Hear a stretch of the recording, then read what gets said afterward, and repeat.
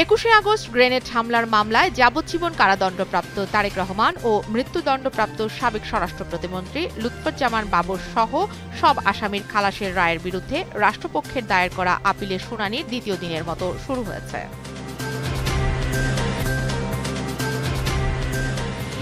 সরকারি কর্ম কমিশন, দুদক, মহা হিসাব নিরীক্ষক ও নিয়ন্ত্রক এবং ন্যায়পাল নিয়োগের বিধান নিয়ে শেষ দিনের আলোচনায় রাজনৈতিক দলগুলোর সাথে আজ বৈঠকে বসছে জাতীয় ঐকমত্য কমিশন।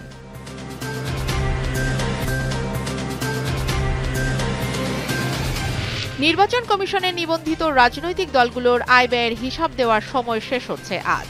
নিবন্ধিত সব দলগুলোর কাছে হিসাব চাইলেও আওয়ামী লীগের কাছে আয় ব্যয়ের হিসাব চায়নি ইসি।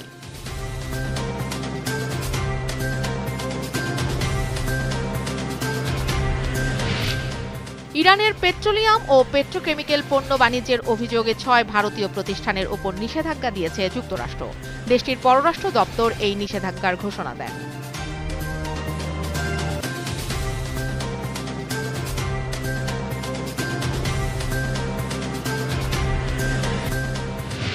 নিষেধাজ্ঞা থেকে ফিরে লিওনেল মেসির জোড়া অ্যাসিস্টে অ্যাটলাসকে ২-১ গোলে হারিয়েছে ইন্টার মায়ামি। পাশাপাশি অভিষেক ম্যাচটা জয় দিয়েই রাঙালো রদ্রিগো ডিপল।